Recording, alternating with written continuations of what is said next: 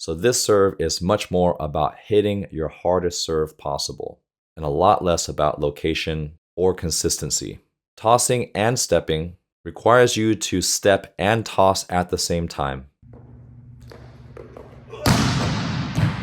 which helps you get into rhythm right away because you're not separating those two actions, and that's also probably why it's the most popular version of the jump serve.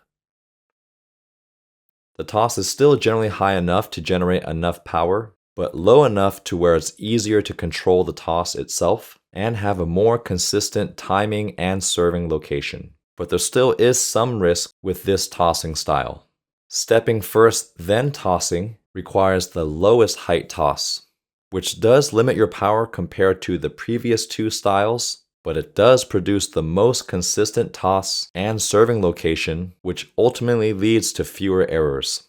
Another reason why some servers prefer this style is because you can be more deceptive with changing up the serve from topspin, hybrid, or float.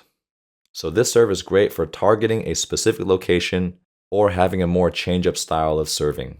It's normal to change your jump serving style over the course of your volleyball career. I first started with a two-hand toss because it felt the closest to my spiking motion, and I only used a three-step approach. Then in college, I developed a one-hand toss to toss it higher because I felt like I needed to hit the ball harder, but still felt more comfortable with a three-step approach. And after college, I kept the one-hand toss, but tossed it even higher and incorporated a four-step approach to generate even more power through my hitting approach. Footwork. It's very similar to your spiking footwork, except you're broad jumping, also known as jumping forward. If you do a four-step approach, then your first step is a short walking step, second step is a medium length step,